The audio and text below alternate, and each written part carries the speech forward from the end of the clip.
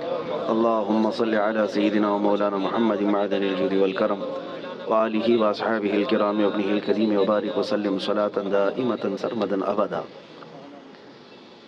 الحال جو حالات ہیں ابھی پوری دنیا جس کی طرف آج متوجہ ہے وہ ترکی اور سیریا وغیرہ کے ملک شام کے زلزلے بہت بڑی تباہیاں لا چکے ہیں۔ وہ زلزلے جو اعداد و شمار پیش کیے جاتے ہیں گورنمنٹ کی طرف سے وہ ایک محدود انداز میں ہوتا ہے، اور نہ جانے اس ملبے کے اندر ابھی کتنی لاشیں دبی ہوں گی، کتنے لوگ زخمی ہو کر اپنی زندگیوں سے ہاتھ دھو چکے ہوں گے۔ کوئی سوچتا بھی نہیں، کسی کو معلوم بھی نہیں ہوتا کہ کب زمین پھٹ جاتی ہے اور کب بڑی بڑی عمارتیں زمین میں نیچے آ جاتی ہیں۔ یہ کیوں آتے ہیں زلزلے؟ اسی پر میں تھوڑی سی بات آپ کے سامنے رکھتا ہوں۔ وہی آیت میں نے آپ کے سامنے پڑھی 21ویں پارے کی۔ اللہ فرماتا ہے زمین میں فساد ظاہر ہو جائے گا۔ کب؟ بما کسبت اید الناس، لوگوں کے ہاتھوں کی کمائی کی وجہ سے۔ اور کیوں زلزلے دیتا ہے رب تعالیٰ؟ لیذیقہم بعض الذی عملوا، اللہ فرماتا تاکہ وہ جو کچھ کر چکے ان کو کچھ چکھا دوں۔ اللہ تعالیٰ فرماتا ہے لیذیقہم، تاکہ ان کو چکھایا جائے جو کچھ بھی وہ کر رہے تھے۔ محدثین بھی اسی بات پر اتفاق کرتے ہیں۔ میرے آقا صلی اللہ تعالیٰ علیہ وسلم نے بھی ارشاد فرمایا زمین میں زلزلوں کا آنا، طوفان کا آنا، سیلاب کا آنا، یہ اللہ کے عذاب کی نشانیاں ہیں۔ اللہ تبارک و تعالیٰ کے بڑے عذابات میں سے ہے۔ ایک آیت تو آپ مشہور سنتے ہوں گے، اذا زلزلت الارض زلزالہا، پوری سورہ ہے زلزال۔ زلزلہ کس کو کہتے ہیں؟ جھٹکے۔ آپ کی نظر میں تو صرف ارتھ کوئک ہے، اور سائنٹیفک اعتبار سے اس کو کہا جاتا ہے زمین کی نیچے کی تہیں جو ہیں، پرت، پلیٹس، جب یہ آپس میں ہل جاتی ہیں تو زمین پھٹ جاتی ہے۔ اندر لاوا ہوتا ہے زمین کے اندر، وہ ابل رہا ہوتا ہے، اور یہ پلیٹ جو ہے ڈس بیلنس ہوتی ہیں تو زمین کے اندر دراڑ آ جاتی ہے۔ سائنٹیفک اعتبار سے ان کی تحقیقات ہیں۔ ہزار سائنس جو ہے ترقی کر چکا ہو، لیکن یہ بھوکمپ، ارتھ کوئک، ان سب کے آنے سے پہلے وہ کبھی خبر نہیں دے پاتے۔ ہو جانے کے بعد وہ بتاتے ہیں کہ کتنے مقدار کا زلزلہ تھا، کتنا تیز جھٹکا تھا، اس کو ناپ کر کے تو بتا دیا جاتا ہے، لیکن جو ہلاکتیں ہیں اس کو بچا نہیں پاتے، نہ ہی سونامی کو نہ ہی زلزلوں کو۔ قرآن میں جس زلزلے کا ذکر ہے اذا زلزلت الارض زلزالہا، یہ آیت سن کر کے ہمارے امام اعظم ابو حنیفہ رحمۃ اللہ علیہ مغرب کی نماز سے لے کر کے جو روتے رہے تو رات گزر چکی تھی، پوری رات ان کی داڑھی سے آنسوؤں کے قطرے ٹپکتے تھے، مصلی بھیگ جاتا تھا اس ایک آیت کو سننے کے بعد کہ اللہ کیا فرماتا ہے اس میں، جب زمین ہلا دی جائے گی، اذا زلزلت الارض زلزالہا واخرجت الارض اثقالہا، اور زمین اپنے اندر بوجھل چیزوں کو باہر نکال دے گی، سب نکل جائے گا۔ لیکن اس آیت میں جو زلزلے کا ذکر ہے وہ سب سے لاسٹ، فائنل اور بڑا زلزلہ ہے جو قیامت کے قریب ہوگا۔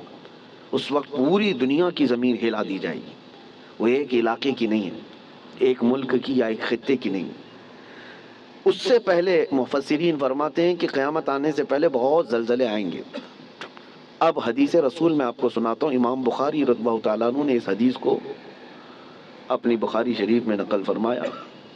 اللہ کے حبیب صلی اللہ تعالیٰ علیہ وسلم نے ارشاد فرمایا جب امانتیں ضائع ہونے لگ جائیں، زنا عام ہو جائے اور گانے بازی کی کثرت ہونے لگ جائے، حضور پاک صلی اللہ علیہ وسلم فرماتے ہیں زمین میں زلزلوں کی کثرت ہوگی، ہر جگہ زلزلے آنے شروع ہو جائیں گے اور قیامت قریب ہوگی، ایک زمانہ دوسرے زمانے سے نہایت قریب ہو جائے گا۔ اور حدیث پاک بخاری شریف کی حدیث ہے، میرے آقا فرماتے ہیں مال کی فراوانی اتنی ہوگی، مال اتنا ہوگا جیسے لگتا ہوگا کہ ہر جگہ سے ابل رہا ہے مال، ہر ایک کے پاس مال آئے گا، مال آئے گا، غریب کوئی نہیں رہتے۔ آج کے حالات میں بھی دیکھیں آپ، غربت و افلاس بہت کم ہو چکی ہے۔ آج کے زمانے کا غریب وہ ہے جو پچھلے زمانے کا امیر تھا۔ آج کا جو غریب ہے اس کو غریب کس کو کہتے ہیں؟ بھائی اس کے پاس کار نہیں ہے، اس کے پاس بائک نہیں ہے، غریب ہے، اس کو آج غریب سمجھا جاتا ہے۔ کھاتا پیتا ہے، پہنتا ہے، گھر بھی ہے، سب ہے۔ غربت اس طرح کی نہیں رہے گی، مال کی فراوانی ہوگی، یہاں تک کہ حضور پاک صلی اللہ علیہ وسلم فرماتے ہیں دریائے فرات سے سونے کا پہاڑ ظاہر ہوگا، اگر تم زندہ رہے تو اس میں سے ایک پائی بھی لینے کی کوشش مت کرنا، حضور نے فرمایا۔ اس لیے کہ اس کے حصول کے لیے لوگ ایسے لڑیں گے کہ 100 لوگ اگر اس مال کو سونے کو لینے جائیں گے 99 قتل ہو جائیں گے، ایک بچے گا، مر جائیں گے سب۔ اور اسی حدیث پاک میں جو میں نے کہا زلزلے والی، اسی میں اللہ کے حبیب صلی اللہ علیہ وسلم نے فرمایا حرج بڑھ جائے گا، حرج بڑھ جائے گا۔ تو صحابہ نے پوچھا کہ حرج کیا ہے میرے آقا؟ حضور پاک صلی اللہ علیہ وسلم فرماتے ہیں ایک دوسرے کا قتل کثرت سے ہوگا۔ تو اس زمانے میں ہم آ چکے میرے عزیزو، زمینیں جب ہلا دی جاتی ہیں پڑوس کی، خوف سے ہمارا دل ہل جانا چاہیے۔ حضرت عمر ابن عبدالعزیز رضی اللہ تعالیٰ عنہ 5ویں خلیفہ راشد ہیں، ان کے زمانے میں کسی ملک میں زلزلہ آیا، زمین ہل گئی، تو وہاں کے جو گورنر تھے، وہاں کے جو ذمہ دار تھے، حاکم تھے، ان کے نام پر حضرت عمر ابن عبدالعزیز نے فوراً خط جاری کیا کہ جیسے ہی زلزلہ آیا، حالانکہ وہ زمانہ عمر ابن عبدالعزیز کا تھا، عدل و انصاف کا زمانہ، ان کے زمانے میں جس جگہ پر زلزلہ آیا تھا اس جگہ انہوں نے اتنا ٹائٹ کر دیا، کورونا میں جیسے کوارنٹائن وغیرہ کے معاملات، ایسے حضرت عمر ابن عبدالعزیز نے سارے لوگوں کو ٹائٹ کر دیا، کہا اس پورے خطے کے لوگ کثرت سے استغفار کریں، سب استغفار میں مشغول ہو جائیں، کوئی ایک بندہ بھی نہ رہے۔ اور پھر وہاں کے حاکموں کو اور وہاں کے جو گورنر تھے ان کو خط لکھا کہ جتنا تمہارے پاس ہے سب کا سب صدقہ کر دو، خیرات کر دو، الصدقۃ تطفئ البلایا، میرے آقا صلی اللہ علیہ وسلم نے فرمایا صدقہ بلاؤں کو ٹال لیتا ہے، تمہارے پاس جو ہے وہ صدقہ کر دو، اس لیے کہ اللہ کا غضب تمہارے ہاں آیا ہے، اللہ کا عذاب تمہارے شہر میں آیا ہے، زلزلہ آیا ہے۔ تو سارے لوگوں پر آپ نے لازم کر دیا تھا کہ استغفار میں مشغول ہو جائیں اور صدقہ و خیرات کثرت سے کرنے لگ جائیں۔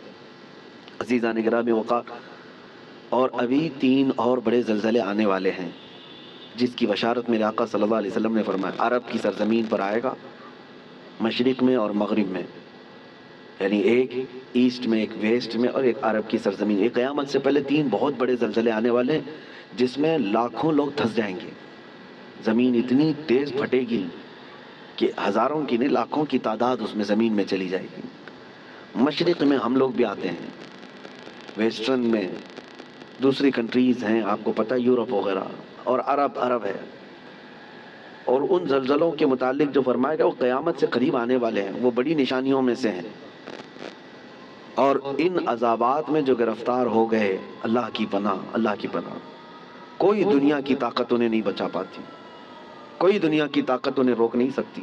اسی لیے آج میں یہ میسج دینا چاہ رہا تھا کہ کثرت سے استغفار میں لگ جائیں، جتنا زیادہ ہو سکے، صرف اپنے لیے نہیں، اپنے بھائیوں کے لیے۔ سورہ انفال 9ویں پارے میں اللہ تعالیٰ فرماتا ہے وَمَا كَانَ اللَّهُ لِيُعَذِّبَهُمْ وَأَنْتَ فِيهِمْ وَمَا كَانَ اللَّهُ مُعَذِّبَهُمْ وَهُمْ يَسْتَغْفِرُونَ۔ آیت ہے، اللہ فرماتا ہے اللہ اس قوم کو عذاب نہیں دے گا اس لیے کہ اے محبوب آپ ان کے بیچ میں ہیں۔ ایک ذریعہ یہ ہے۔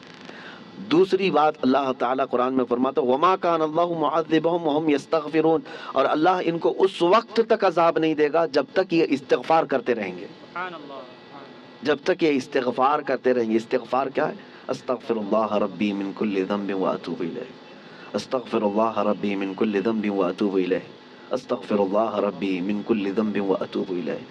میرے عزیزو، کثرت سے استغفار کرو۔ اور اسی کو میں نے بہت پہلے کورونا کی جب ابتدائی حالات تھے اس وقت میں نے ایک اپنے چھوٹے سے میسج میں بیان میں نشر کیا تھا کہ اللہ کے حبیب صلی اللہ تعالیٰ علیہ وسلم نے ارشاد فرمایا کہ یہ عذاب الہی کی نشانیاں ہیں، استغفار کرو، اور جب تک استغفار کرتے رہو گے اللہ اس عذاب میں مبتلا نہیں کرے گا۔ آج کہیں کسی پڑوس کے گھر پر آگ لگی ہو تو اس کی چنگاریاں تمہارے گھر کو بھی جلا سکتی ہیں۔ یہ مت سمجھنا کہ ترکی ہل گیا، ملک شام ہل گیا، یہ تو ہم بہت دور بیٹھے ہیں، زمین تو سب کی جڑی ہوئی ہے، زمین ایک ہی ہے۔ اور ان زلزلوں کے ساتھ اللہ تعالیٰ پوری دنیا کو یہ عبرت دینا چاہتا ہے، اسی لیے توبہ و استغفار کے ذریعے سے اپنے اعمال کی طرف توجہ دیں، اور وہ جو ہزاروں لوگ دھنس گئے ہیں زمینوں کے اندر ان کے لیے مغفرت کی دعا کریں۔ اور جو آج قسم پرسی کے عالم میں وہاں پر ہیں، بڑی بڑی عمارتیں جو ڈھہ گئیں، بہت سارے لوگ بے گھر ہو چکے، ان کے مال مویشی سب ہلاک ہو چکے، ان کے لیے اپنے دل میں رقت پیدا کریں، وہ تمہارے بھائی ہیں، امت مصطفیٰ ہیں۔ نبی پاک صلی اللہ تعالیٰ علیہ وسلم نے یہی ارشاد فرمایا مومن وہی ہے کہ جو دوسرے مومن کی تکلیف پر تڑپ جائے۔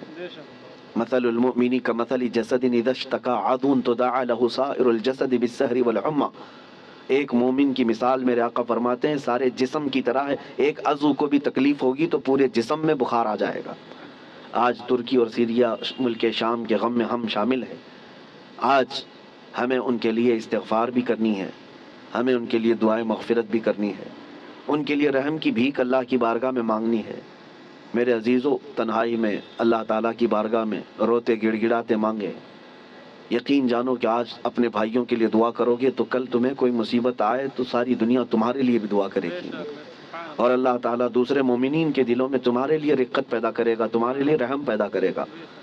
ان غریبوں کے لیے، ان قسم پرسی کے عالم میں موجود لوگوں کے لیے دعا کریں۔ میں آج کی اس محفل میں بس اتنا ہی کہنا چاہتا تھا، اور آیت کریمہ پھر ریپیٹ کرتا ہوں۔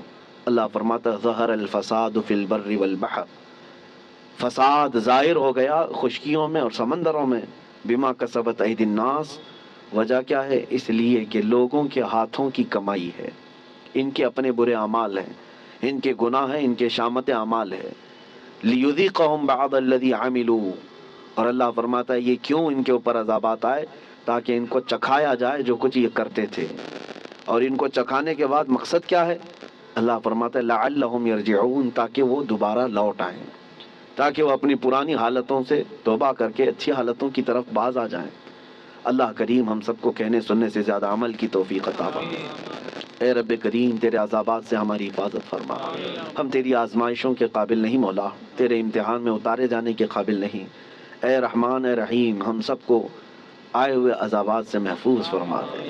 اے کریم خدا، تیرے رسول نے جو دعا کیا تھا تیرے دربار میں وہی دعا کرتا ہوں۔ اللہم انی اسألک من خیر ما سألک منہ نبیک سیدنا محمد صلی اللہ علیہ وسلم، اللہم انی اعوذ بک من شر ما استعاذک منہ نبیک سیدنا محمد صلی اللہ علیہ وسلم، اللہم ان اردت بعبادک فتنة فاقبضنا غیر مفتونین، فاقبضنا غیر مفتونین، فاقبضنا غیر مفتونین۔